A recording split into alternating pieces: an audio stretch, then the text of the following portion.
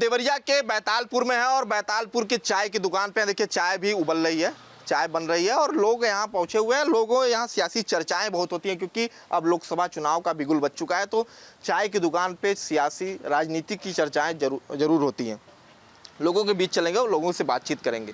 जिस तरह से मंदिर रामलला के प्राण प्रतिष्ठा के टाइम विरोध हो रहा था, जिसके बाद अब मुख्तार पे लेकर मुख्तार के घर जा रहे हैं, तो क्या लगता है कि ये सब करने से विपक्ष को फ़ायदा मिलेगा? नहीं, एकदम फ़ायदा नहीं मिलेगा। विपक्ष को कहीं से फ़ायदा नहीं मिलने वाला है। राम मंदिर पर कोई विरोध नहीं, सारा जनता बहुत खुश है। राम मंदिर हर गांव से लोग जा रहे हैं, दर्शन कर रहे हैं, अपनी व्यवस्था से लोग जा रहे हैं।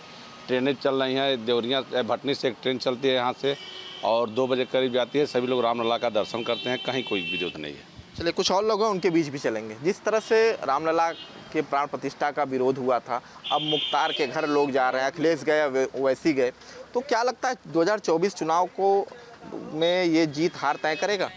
बिल्कुल, देखिए कोई भी चुनाव हो, अब वर्तमान समय में विकास को लेकर के तो एक मुद्दा है ही है। इसके अलावा जाति समीकरण को जो फिट बैठने का ये जो काम लोग करते हैं, जाति समीकरण कोई एक विशेष समुदाय, हिंदू हो मुसलमान हो, समुदाय को सेट करने के लिए एक उसमें ये बड़ा कामगार हो रहा है। और चूँकि अब जब बिगुल बज चुका है, नज़दीक है चुनाव, तो एक मुस्लिम समुदाय के जो पक्ष है उसको लेकर के विपक्ष अगर जाते हैं तो उसमें कोई इस पर हम टिप्पणी भी नहीं कर सकते हैं।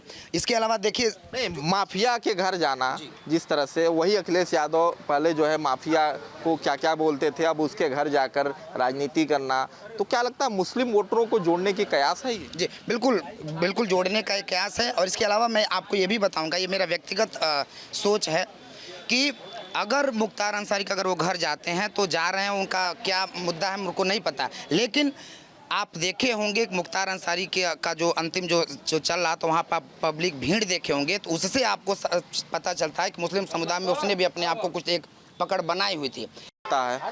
फिर मुख्तार के घर जाते हैं, तो क्या विपक्ष को 24 के चुनाव में जीत हार तय करने में क्या ये सपोर्ट करेगा?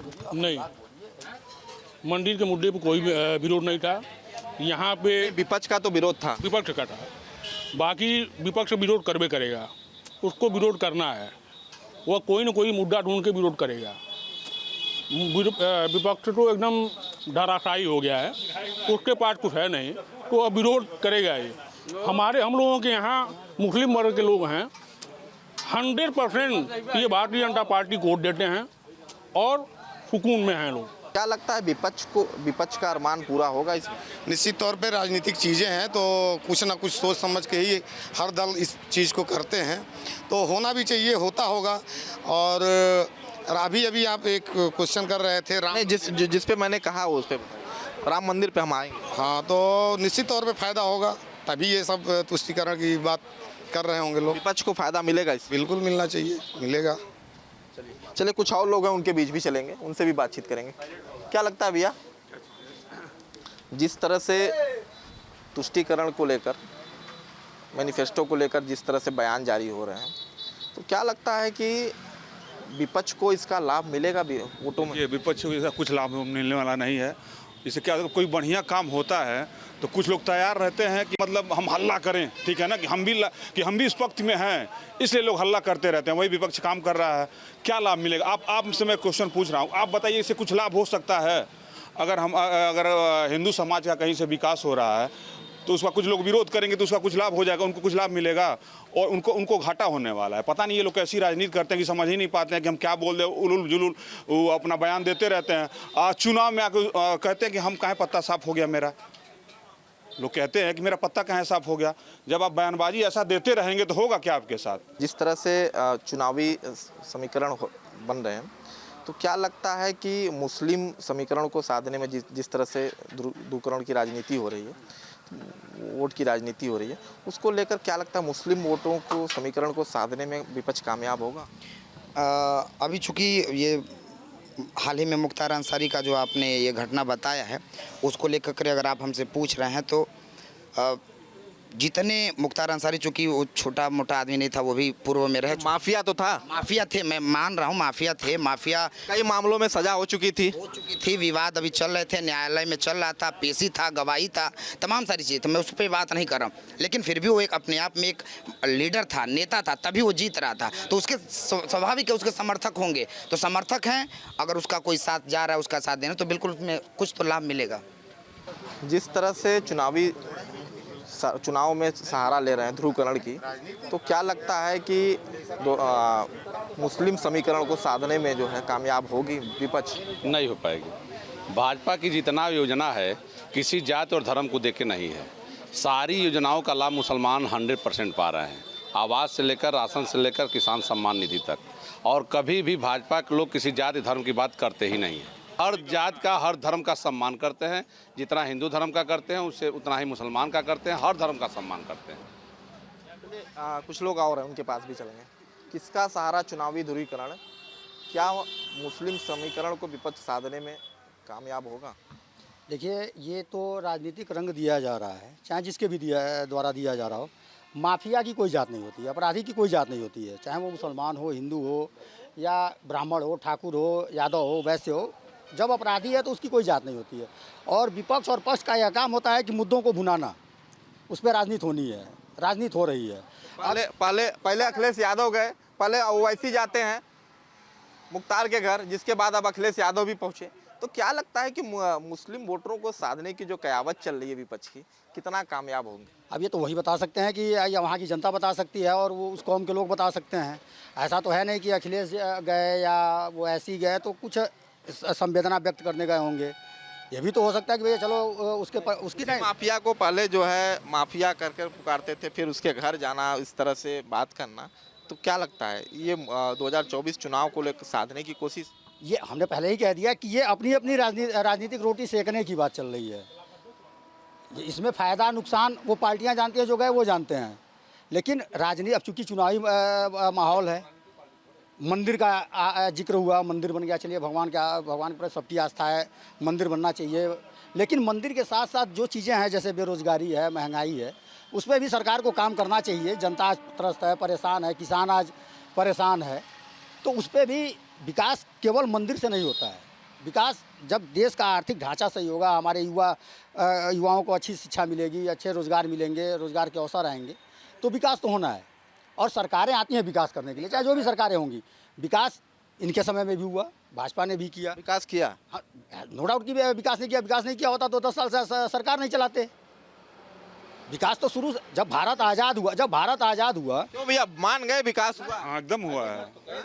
सभी लोग लास्ट में बोल ही देंगे कि विकास हुआ है, अंतरात्मा बोल ही देंगे कि विकास हुआ है। देखिए थोड़ा सा कुछ लोग सुनिए, कांग्रेस के लोग कहते हैं, सपा के लोग कहते हैं विकास हुआ है। अब वो लोग डरे हुए हैं कि भाई अब क्या कहें, जैसे विरोध करें। बोल तो दिए। हाँ, बोल दे भैया विकास, हाँ भैया नहीं विकास, हम विकास की परिभाषा पे ही आते हैं। क्या अटल बिहारी वाजपेयी के उस कथन को आप याद कर सकते हैं? अगर उस कथन को याद कर लें कि आज नेहरू कांग्रेस जब आज़ादी मिली तो भारत में था क्या, लेकिन जो सरकारें आई, जितने संसाधन थे उसमें उन्होंने डेवलपमेंट किया, विकास किया। IIT बने, एम्स बने। आज भाजपा की सरकार उसको आगे बढ़ा रही है, नो डाउट कि काम नहीं हो रहा है, लेकिन विकास आज अचानक तो पैदा हुआ नहीं। अचानक एक सवाल होता है। एक सामान्य आदमी की जरूरत क्या होती है? एक सामान्य आदमी की ज़रूरत अच्छा स्वास्थ्य, अच्छी शिक्षा। किसान है तो उसके लागत का समर्थन मूल्य जो है, जो अपना खेत में गेहूं पैदा कर रहा है, सरसों पैदा कर रहा है, गन्ना बो रहा है, उन्हें वो उसका उचित दाम मिले, ताकि वो अपने बच्चों, चूँकि ये जहाँ आप खड़े हैं यहाँ पे केवल गन्ने से ही अपने लड़कियों की शादी किसान किया करते थे, बच्चों की पढ़ाई किया करते थे। और उन्हीं गन्ने की कमाई से लोगों ने अपने लड़के को, किसी ने IAS बनाया, किसी ने डॉक्टर बनाया, इंजीनियर बनाया। तो यहाँ विकास का मेन मुद्दा जो है शुगर फैक्ट्री है। और आम जनता की ज़रूरत, आप खुद होंगे कि इस समय महंगाई थोड़ा सा ज़्यादा है कि नहीं है? आप बता दीजिए, महंगाई का असर है कि नहीं है? क्या भैया ये तो कह रहे हैं महंगाई बहुत है? नहीं, महंगाई कहाँ बहुत है, महंगाई बहुत कहाँ है। अब एक चीज़ बताइए, गेहूं का रेट आज के डेट में 2275 रुपया है। सुन लीजिए, धान का रेट 2200 रुपया है, गन्ने का रेट आपका 365 रुपया है, खाद का रेट वही है 285 रुपया है। तो मान लीजिए हमारे धान गेहूं का दाम भी तो बहुत बड़े हैं। इस समय बाजार में गेहूं का कीमत है क्या भैया क्या कर रहे हैं? महंगाई कर रहे हैं, महंगाई बहुत बढ़ गई है। क्या महंगाई बता रहे हैं कि बहुत बढ़ गई। महंगाई नहीं बढ़ी है, पैसा बढ़ा है। हर लोगों के पास पैसा हो गया है। ऐसा नहीं है महंगाई नहीं बढ़ी है। गेहूं का रेट 2400-2500 रुपये किलो बिक रहा है। कहाँ महंगाई बढ़ी है? इनकम बढ़ा है। महंगाई कहाँ बढ़ी है? महंगाई बढ़ती तो साइकिल चलती, बैलगाड़ी चलती। रोड पे इतनी गाड़ी चल रही है, महंगाई दिख रहा है? आप बताइए, महंगाई दिख रहा है? रोड पे जाम लगा हुआ है, एक से बढ़ के एक लग्जरी गाड़ियां दिख रही हैं। महंगाई चल रहा है। ये महंगाई रहता तो गाड़ी दिखती।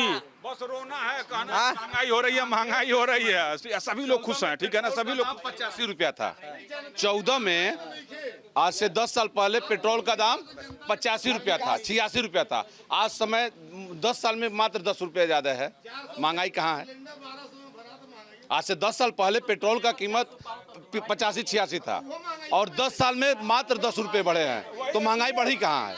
वही सिलेंडर लेने के लिए 400 रुपए का हम 4 दिन में लाइन में लगते थे। यहीं सिरजम में बढ़ता था तो लोग शुक्रवार को लाइन लगाते थे। अपना सिलेंडर 3 दिन पहले जमा करके 300 रुपया देते थे कि भैया हम कल संडे को आएंगे लेने, तो मेरा सिलेंडर आगे रख के रखना। तो 3 दिन हमारी मजदूरी गई। अगर उस समय हमारी मजदूरी 300 रुपया हो तो 3-3-900 रुपया वो हो गया। 400 रुपये का मिल गया, 1300 रुपया होगा। 200 रुपये हम उसको देते थे कि तुम मेरा लाइन में लेके रखना, तो 1500 रुपये में सिलेंडर मिलता था। बताइए महंगाई कहाँ थी? विकास में पार्टी का भी विकास हुआ है। कांग्रेस के कितने निजी कार्यालय हैं और भाजपा के कितने निजी कार्यालय हैं, आप यही गुणागणित कर लीजिए। इतने सालों में कांग्रेस के कितने कार्यालय हैं, आप बीजेपी का कितना कार्यालय है? क्या भैया क्या कहेंगे? विकास का पता चल जाएगा। नहीं, भाजपा का हर जिला में कार्यालय है इनका। और कांग्रेस के समय के जितने पैसे लोग जाके स्विस बैंक में जमा किए हैं, कांग्रेस के लोग चंदा दे करके, पार्टी के लोग चंदा दे करके हर जगह हर जिले में इनका अपना कार्यालय है, अपने ज़मीन में है। और कांग्रेस इतना बड़ा घोटाला करके विदेशों में पैसा जमा कर दिए, कई लाख करोड़, 100,000 करोड़। ये कांग्रेस के समय का ही घोटाला है। भाजपा में एक भी आदमी को बताइए जो घोटाला में जिसका नाम आया हो।